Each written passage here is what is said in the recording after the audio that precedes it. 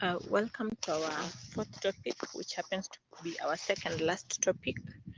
Sorry, at the time of recording this audio, my internet is buffing, so sometimes you may have my sound breaking. Just bear with me. But more information is within the notes and some other resource materials, some videos that I've put on the topic of 4 on the occupational diseases. So you find that in this topic, our major focus is on the occupational diseases that people are likely to experience while at their places of work. And the major objective is that by the end of this topic, you as a learner, you should be able to describe different diseases that occur to individuals having an exposure to different working environments or occupations. And also you should be able to mention those diseases, their causes, and also their ways of management or treatment. And in this world, there's nothing that has no solution. Sometimes it may only take longer. Like right now, we are having the experience of the coronavirus, the COVID-19, whereby we've seen scientists scratching their heads, day and night trying to delve into its main cause, like how it really spreads. At some point, the WHO say that when people are asymptomatic, they can still infect others. Then later on, they say that those who are asymptomatic, they cannot infect others. And at some point, they told us that, the virus can exist on the work surfaces, on metal for this number of hours, on wood, on this number of hours. Later on, they're like on work surfaces, it is not likely that it will spread infection. So with all that, it's like it's brought confusion. But the fact is that research is ongoing and the facts are being put clear in how this virus spreads. Same to the other occupational diseases. You'll find that there are a number of them that have been discovered, a number of them that have been uh, unveiled as per their different causes and the different circumstances. You'll find that, for example, we have those that are brought about by contact, maybe like through chemical spillages, maybe through inhalation, and it could also be because of contact with the skin, contact with the eyes, there could be those diseases that will come about by just virtue of being in a certain posture, the one that we looked at last time in terms of ergonomics, whereby we said station is designed to suit the worker, not the worker fitting into the workstation and straining, because different modes of work would require either standing, sitting, maybe for longer hours, bending, depending. Excuse me. Yeah, depending. So with this, it will mean that with these different occupational diseases and the hazards that come around, you just need to think through, tune your mind to thinking through different kinds of occupations. Like in our country, we have so many occupations, whether they look like it's white collar jobs or just the normal ones. For example, someone who is cutting meat in a butchery, that is his occupation or her occupation. Of course, most of them are men. So it will involve maybe majorly standing or sometimes sitting, but majorly you'll find there is more of standing. Look at the doctor. He or she may work by basically virtue of sitting most of the time. Once a while, he or she may arise to check on the patient, maybe putting the patient on the couch and doing some few physical examinations. Yeah, he may do some few movements, like in terms of walking around the premises, maybe going to the lab and following up on the patient's lab results and coming back, or going to the latrine or washroom, So that will mean that most of the hours in the day, this person spends the hours seated. Same to the secretary. And you'll find most secretaries, much as they're seated for longer hours, their eyes are glued on the computer for longer hours. So as they keep looking at the computer, their eyes are getting affected by the rays, by those radiations that are emitted from these machines. So again, they put their backs, the spinal cord at risk because of sitting for long hours. They also put their eyes at risk because of the light that comes from these computers. So here there is a double risk. Look at the teachers. Mostly they'll teach while standing. So if someone teaches for the next 40 years or for the next 20 or 30 years, at the end of the day, there's more of standing. Yes, there's the chalk or the whiteboard that this person may use, the blackboard or the whiteboard, whatever it is. If it is the whiteboard, it means that the teacher or the lecturer will use a marker pen, and there are fumes that come from these pens that could affect someone's health. Same to the chalk. There are those that are dustless, but you'll find some organizations or schools just have the dusty one. So again, inhalation of that predisposes them to infections. Look at someone like farmers. Yes, they may be healthy because they're taking care of their farm animals or their farms, cutting grass, and doing other jobs. But you see, because it's more of bending, most of their days it's like they're doing a lot of bending, trying to check out grass and cut it, trying to cut napier and feeding these animals, cleaning their places of habitation. So with all that, you'll find that because of the bending, putting their backs at risk, you know.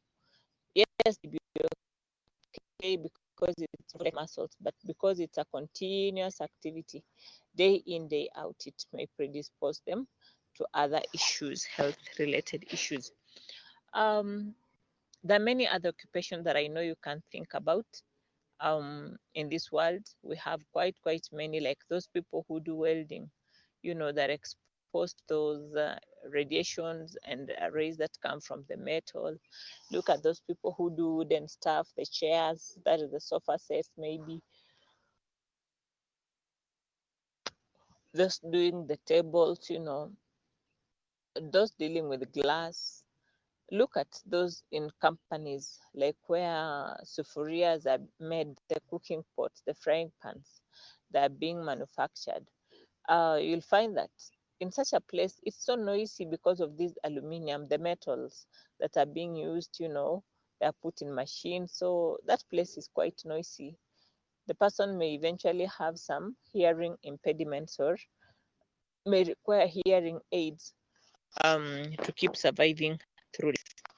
Um, the list is long, and in our notes, we've captured quite a number of them so that we can be able to look at each one of them and see ways of managing.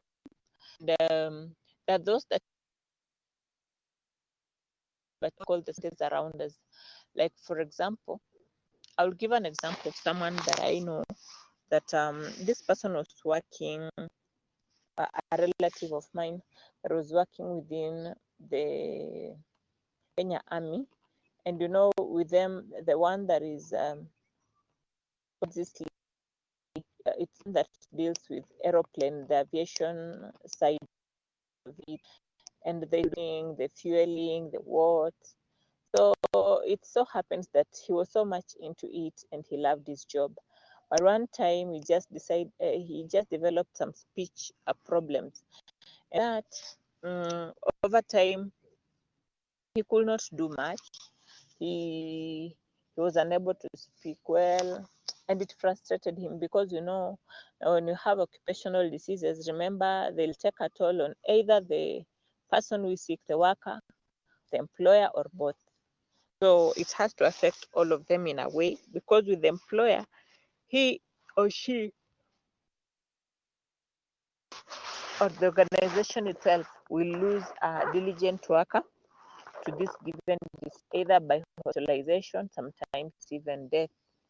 So with my relative, after he suffered for a while, he felt so frustrated. he feel amongst his other staff, and he couldn't participate. It really took a toll on his emotional health, and eventually he resigned. By the time he resigned, that sought some help within Nairobi hospitals, hospitals within Nairobi, but he could not see any, they could not find any disease connected to what he was going through. So after he resigned, they went back to a country, and those that say that this one will need maybe traditional medicine.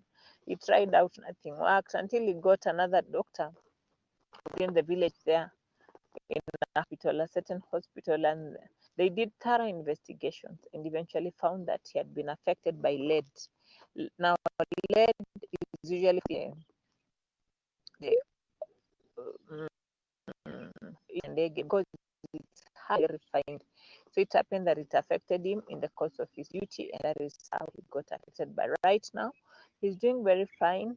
After what had affected him was discovered, he was treated, and eventually now he's okay.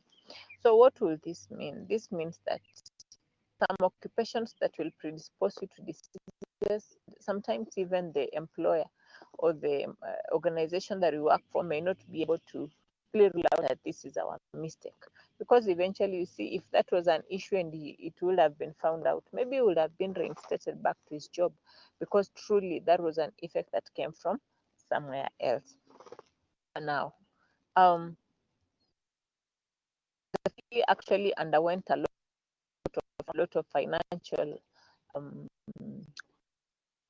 because they had to get a lot of money, use their savings they had to get from friends, from relatives, and it was quite a tall order on them. And what will this mean in essence? That this will mean that as we keep working wherever we are, we just need to be careful, but should occur to us the state of the occupation that we work in. Let the employer take responsibility where responsibility is, or where the cost is known, and let there be help. So they should do it gladly without appearing as if therefore the employees forcing on them, or trying to put a cost on them, because of course the costs that will be incurred are likely to be higher. Oh yeah, so I thought I would give you that example because it's very practical in this sense. uh, and I find that we have diseases like asthma. You'll find there are places whereby the buildings have makuti, especially the old buildings, and with the makuti or asbestos, it is likely to predispose people to to to asthma, or rather the respiratory related infections. And what will this mean? That means as you interact with this environment for a long time, you're likely to be exposed to these. Maybe you can try read further and find out how this exactly happens, because you'll find that people in such places that have those roofing, they usually get asthma or some infections related to the respiratory tract. So I remember recently there was that impeachment of Governor Anne Waiguru, and one of the doctors who was in defense of the county assembly, or rather, she was talking on behalf of the medical personnel because of the frustration that they've had in terms of relating with the governor. She was claiming that the staff, the doctors, the nurses, most of them are staying in houses that have asbestos, and their health has been exposed to the respiratory infections and asthma, like asthma and others. And you see, that is a fact. And we'll find by virtue of being exposed to such, we can easily get sick. And you see, an asthmatic attack can easily lead one to death unless quick remedies are taken. So we are saying that with occupational diseases, there are quite a vast of them. We do have quite a number of them. There's so many. But then now, depending on the different occupations that we have around us, or in our country, or out there in other developed countries, the whole thing behind it is that care has to be taken so that the employer ensures that the environment is very safe for the workers. Because remember, we say that when we have a healthy environment or a healthy workplace, then it will automatically be safe for the occupants workers in this given environment. But it's not or safe in terms of healthy matters, because the place may look neat, but we have other things that could be exposing these people to other different disease conditions. So we'll get to find, like, if there's like an asthmatic attack, or if someone is suffering from asthma, you'll find that bacteria that are involved about this asthmatic condition, and we'll have regimens that may be used, inhalers, some drugs, sometimes injectables, and this person has to keep warm, and every other time maybe take something that is warm, have inhalers around. If it's a man, you have them in your bag or your pocket. If it's be carry inhalers within your handbag or wherever, as in have them.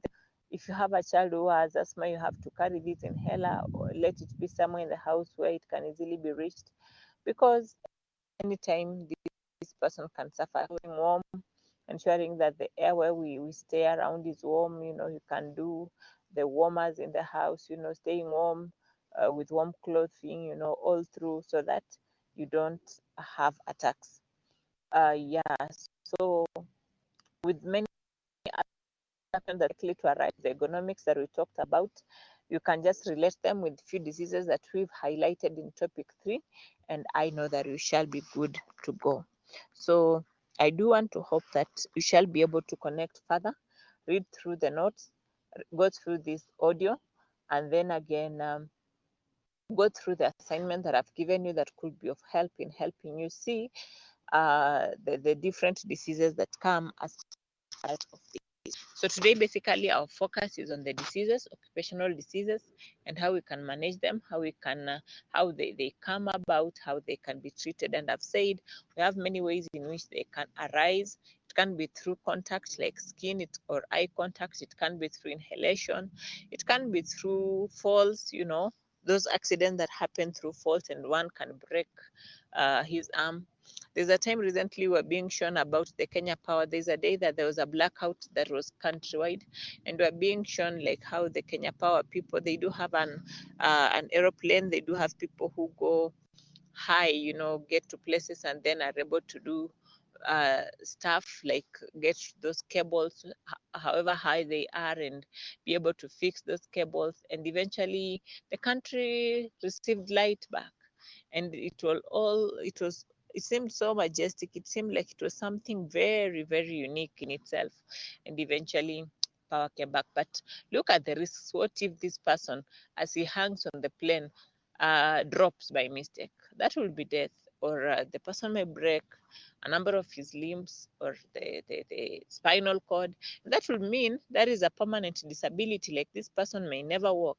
He or she may have to be on wheelchair through and through. So what am I trying to say? I'm trying to say that there are many means or modes of how these diseases could occur. There are different causes, but the basic thing is to understand each and every occupation and be able to comprehend how it can be prevented, and or how it arises and how it can be managed. Because, as we've said, there's nothing that has no solution. So think of different workplaces, think of different occupations, think of how people get exposed, and you can share with me when we meet in our class, so that we can be able to break down some of these issues that are happening around us and in our world, in our country, in our county, Nairobi. Because I know that in Nairobi we do have small rooms. You see, people can get exposed to other diseases because of inhalation, because of just space. So because we small spaces, look at a scenario whereby we do have like small rooms and people are so congested, with such, if one person has a disease like TB, because it's usually spread by droplets, killing by being close, by having limited aeration, then we are likely to also contract the same by virtue of space. So that will mean that of course, TB, we usually get that admonition from the government. We usually see those adverts on our TV that TB in a TIBA. It doesn't mean that it won't be treated. It's actually a bacterial infection, myobacterium, and it will be treated but by antibiotics. Sometimes it may need injectables, depending on the severity. But remember, it's a medicine that one has to take for about 6 months consistently and faithfully, and those drugs, because they're strong, you'll find sometimes they take a toll on someone's health and they make the body weak. And once the body is weak, it gives room to other opportunistic infections. So with these infections, again, as they set in, they make the immunity weaker, and this person can die out of this given condition that has just arisen from the workplace. So it is good to find ways of differentiating between diseases that have come from the workplace or from someone by exposure at the workplace. Because someone could be asthmatic already, was born asthmatic, or developed asthma in the course of life, and then got a job at a certain place. Then, by virtue of working in that given place, maybe the environment has asbestos or other aspects or chemicals or gases that are emitted that could contribute to his or one of her situation. If the person dies out of that, I don't know, what will you say? Will you say this person died out of occupational disease, or was it a trigger from that? Look at someone who is get to the workplace and the work environment seems so harsh. So the person easily gets stressed out because maybe the supervisor is too harsh and too hard on him or her. And the person gets stressed out and eventually gets depressed and becomes mentally ill and therefore has to be admitted in a mental hospital or dies out of that, commits suicide. Will you say it was related to work or was it a personal issue? So that is food for thought. Think about those aspects even as we think about the occupational diseases and we go through them. So I do want to hope that I shall engage with you in our class once you resume, because I understand that you had few challenges and therefore you are out of scope. But once you resume, I do hope that before the time for exams, we shall be able to engage in a way so that we can be able to break down anything. We shall be able to demystify anything that needs clarity. And therefore, I look forward to having you during our class in our next session. So have a blessed time and see you then.